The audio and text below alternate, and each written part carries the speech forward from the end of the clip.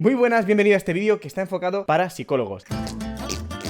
Estás en el lugar correcto si eres psicólogo o interesado en la psicología y si quieres aprender por lo menos mi manera de trabajar la ansiedad, que honestamente y humildemente creo que después de especializarme durante los últimos meses, años, bastante tiempo, creo que he aprendido cosas que te pueden ser muy interesantes y si estás aquí seguramente tú también lo consideras. Así que nada, esto es un vídeo pensado para echar una mano a todo el mundo y para compartir un poco todo lo que yo he ido aprendiendo, que no ha sido poco y que creo que me ha ayudado mucho sobre todo a llevar mejor mis pacientes, a ayudarles mejor a que la terapia sea exitosa y creo que esto siempre pues nos interesa a todos, ¿verdad? Entonces, realmente es un vídeo sencillo, se ha intentado juntar las cosas que he ido aprendiendo de una manera sencilla para que sean aplicables, porque creo que si no, no serían aplicables, pero esto no quiere decir que sean cosas ni básicas ni absurdas. De hecho, creo que gran parte del problema de la psicoterapia actual es que nos basamos mucho los terapeutas en buscarle tres pies al gato, en intentar hacer las cosas más, las filigranas más complejas y a veces se nos salta lo importante y nos vamos totalmente de madre con lo más fundamental. Entonces, sin liarme más, voy a contarte lo que para mí han sido realmente, digamos, los tres pilares de trabajar con ansiedad, de mi trabajo con la ansiedad y que creo que son las tres claves del éxito que yo tengo con mis pacientes y que son la base de, o el motivo por el cual las personas trabajan bien la ansiedad conmigo y llegan a término y llegan a un punto en el que se encuentran muchísimo mejor. El primer consejo que me gustaría darte o la primera idea que me gustaría compartir contigo es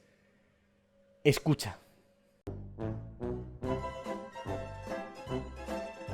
Y tú dirás, joder David, soy psicólogo, ¿qué me estás contando? Ya, lo digo otra vez, escucha. Escucha de verdad a las personas que tienen ansiedad. La ansiedad es uno de los problemas o de los trastornos más generalizados. Fíjate, tenemos hasta un nombre, ansiedad generalizada, que existen junto con la depresión. O sea, las personas que tienen ansiedad sufren una indeterminación de diagnóstico que es tremenda. A ver, no hay dos ansiedades iguales. Los síntomas sí son iguales, pero el origen es totalmente diferente. Una ansiedad se basa absolutamente en la historia de la persona, el dolor, sus recursos, es decir, una combinación totalmente única. Y si no escuchas realmente qué hay detrás de la ansiedad, no eres capaz de ayudarle. Porque es verdad que de manera general dos taquicardias son iguales, pero el sufrimiento interno y emocional que subyace a las dos taquicardias no tiene nada que ver la una con la otra, son absolutamente diferentes. Y esto es importante tenerlo en cuenta cuando vas a tratar personas con ansiedad, con taquicardias o con cualquiera de los síntomas. Porque el problema es que las ansiedades se parecen tanto en sintomatología que digamos que siempre existe la tentación de generalizar para, bueno, trabajar menos, preocuparse menos o por lo menos sentir que tenemos más el tema de la ansiedad controlado. Es como muy seductor el sentir que ya lo dominas en lugar de darte cuenta y asumir que cada caso es distinto y que tú puedes hacerte muy experto en un caso cuando ya lo has trabajado 2 meses, pero de repente llega uno en el que tienes que cambiar totalmente tu forma de trabajar o las bases sobre las que trabajas, porque la ansiedad es la misma, pero el origen emocional no tiene nada que ver. Y a lo mejor en una tuviste que trabajar un duelo, en otra tienes que trabajar un bullying y en otra tienes que trabajar una anorexia que está ahí encajada. O sea, es totalmente distinto. Entonces, atreverte a lo desconocido es una de las causas que más dificulta el trabajo con la ansiedad y por eso se han creado ideas como la ansiedad generalizada o diagnósticos muy superficiales que para mí no ayudan en absoluto al trabajo real. Así que lo primero, siéntate y escucha a tope. Yo recuerdo un caso de una persona maravillosa que llevaba mucho tiempo con ansiedad y lo primero que hice yo al sentarme con esta persona fue preguntarle, ¿tú por qué crees que tienes ansiedad? Y me dijo, hombre, no soy psicólogo, pero yo creo que viene de aquí.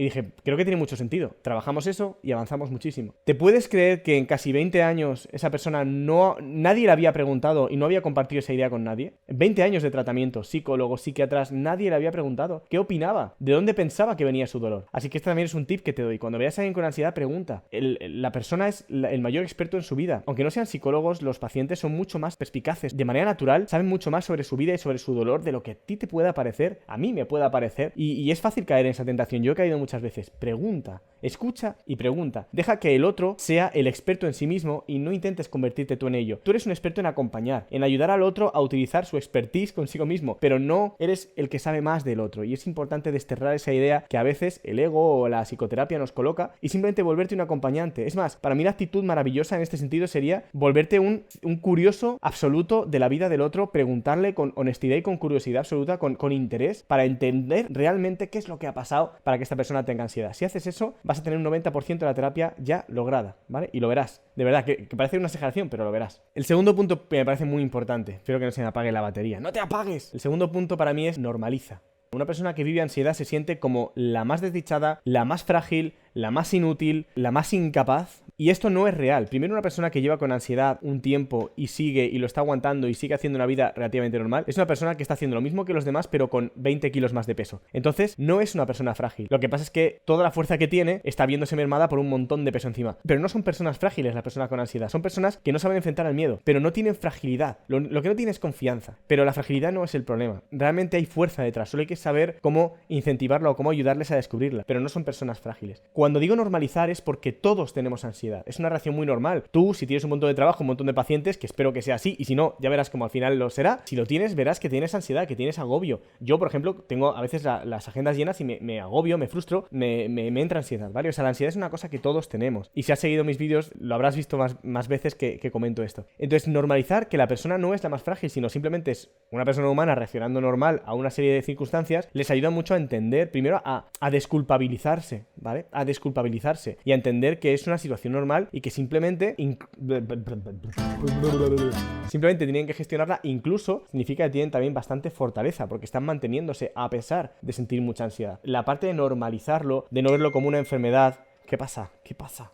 La parte de mi móvil. La parte de normalizarlo, de no verlo como una enfermedad, de tratarlo como una condición humana normal, ayuda mucho a que estas personas dejen de martirizarse y dejen de estigmatizarse. Para mí eso es importantísimo en cuanto a la ansiedad, porque no es una enfermedad mental tremenda que nos diferencie en absoluto, es que es algo que todos tenemos, ¿vale? No todos tenemos bipolaridad, pero sí que todos tenemos ansiedad. La diferencia es que no todo se nos enquista, ok, pero simplemente es aprender manejo de ansiedad, no dejar de tener ansiedad o que nuestro cuerpo deje de funcionar de esta manera. Eso está bien. Tu cuerpo sentirá ansiedad porque siente miedo, porque se asusta y se prepara para huir, etcétera, etcétera, etcétera. Y todos nos pasa. El problema es que en tu caso se atasca. Vamos a desatascar esto. Pero no es que tú seas distinta, no es que valgas menos, no es que seas más frágil. En absoluto. Simplemente hay que aprender una forma de gestionarse, sin más. Por último, y esto para mí es lo más importante, y esto es lo que realmente cambió mi forma de entender la ansiedad y de trabajar la ansiedad. Y es un esquema muy sencillo, pero de verdad creo que es súper, súper útil. Para mí una persona se compone, o el dolor de una persona, mejor dicho, el dolor emocional de una persona, digamos que si el dolor que una persona percibe o recibe es muy alto, es muy alto, es muy difícil gestionarlo. Entonces acaba atascándose. Si el dolor no es tan alto, sino que es de una dolencia moderada o baja, es fácil o por lo menos es capaz de procesarlo. ¿Qué es lo que implica que un dolor sea alto o bajo? Y tú dirás, la experiencia, pues si es una muerte será mucho y si es un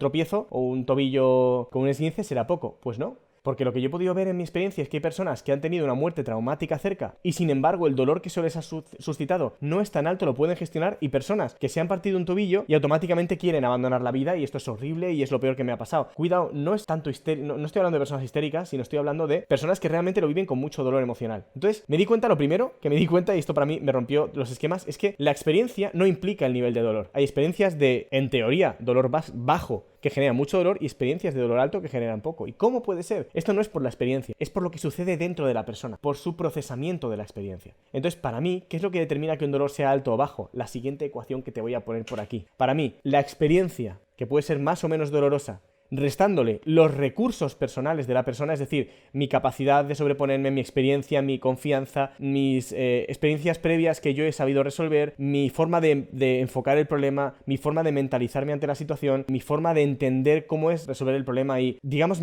toda mi experiencia y mis creencias, el complejo sistema interno de una persona que para mí se resume en la palabra recursos, ¿vale? Mis recursos personales, mis herramientas, las herramientas restan el dolor emocional, restan dolor emocional. Tú imagínate que tienes una experiencia de 10 en dolor emocional, pero tienes unos recursos de 8, porque te han curtido a ti, te has curtido un montón o porque simplemente vienes con buena base. Entonces el resultado va a ser un dolor emocional de 2. No es mucho, lo puedo procesar y no se me atasca. Ahora imagínate que tengo una experiencia dolorosa de 3, pero mis recursos son, yo qué sé, un 1. Pues no pasa nada porque como ha sido una tontería se me queda también en un 2. Pero imagínate, tengo una experiencia dolorosa de un 6, que no es mucho a lo mejor, ¿no? Pero mis recursos son un 1. Me quedo con un 5 de dolor. Ahí ya estoy con algo que está a la linde, al borde de atascarse, suponiendo que se atasca a partir del 6. Yo qué sé, esto es totalmente imaginario, ¿vale? Pero espero que lo estés entendiendo. Cuando yo tengo una experiencia, da igual qué experiencia sea, lo que importa es la combinación de mi experiencia junto con mis recursos. Aquí entrarían un montón de detalles, como que no hay dos personas que sientan igual una muerte, eso sí que es verdad. Pero si redondeamos un poquito para que sea más sencillo, si una experiencia de dolor 10 para una persona se combina con unos recursos de 2, vamos a tener aquí un 8 de dolor emocional que seguramente se atasque y genere ansiedad. Ten en cuenta que cuanto más dolor emocional que yo sienta, más fácil que se atasque y por tanto más fácil que genere ansiedad.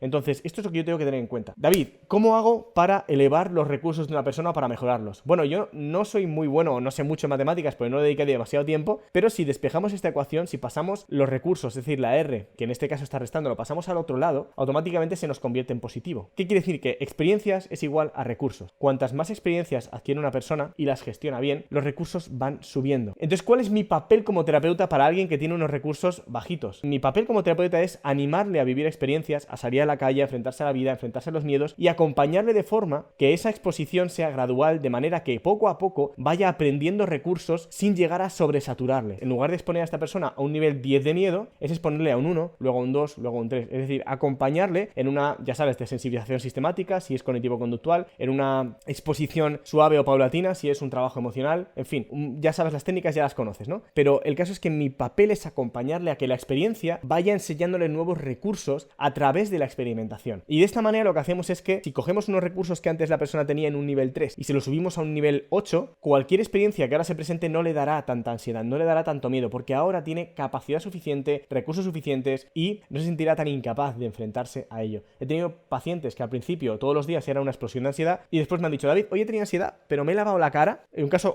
real, me he lavado la cara y de repente ya está, se me ha ido. He dicho, se acabó, no quiero y estoy a gusto. Y se ha ido. Esos son recursos, es aprender a autogestionarme y empezar a confiar en mí. Para mí este es el mayor secreto, darme cuenta de que no hace falta centrarse, o sea, está bien centrarse en los síntomas para bajar los síntomas y que la gente esté un poco mejor, es decir, relajaciones, medicación si hace falta, ok, eso está bien, eso es el principio. Pero yo me centro en trabajar los recursos de la persona, porque la ansiedad va a seguir estando en su cuerpo, la vida va a seguir siendo difícil, va a seguir trayéndole putadas, va a seguir complicándole la existencia, hagamos lo que hagamos, porque la vida no es fácil, pero el único factor que yo puedo manejar con esta persona, el único factor que realmente es responsabilidad de esta persona y el único factor que realmente podemos mover y hacer crecer aquí son los recursos que esta persona tenga. No podemos cambiar su sistema nervioso, habría debates, ¿no? Pero no podemos cambiar su sistema nervioso, seguirá teniendo miedo si siente que lo que va a experimentar le sobrepasa, ¿vale? Ya sabes que la ansiedad se activa solo si la experiencia que voy a vivir yo siento que no estoy preparado para ella. Entonces la ansiedad llega, me da un chute y ¡fua!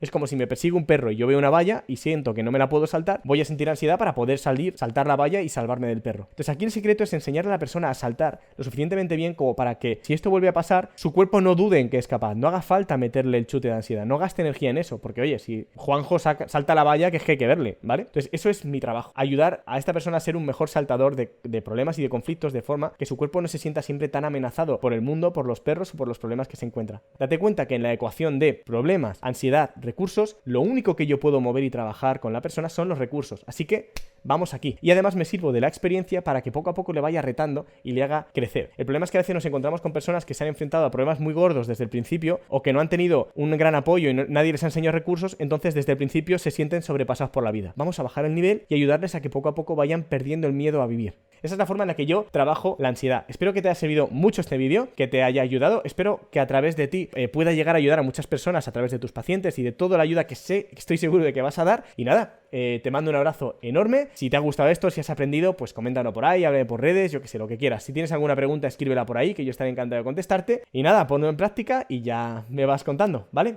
Un besazo enorme y nos vemos en otro vídeo.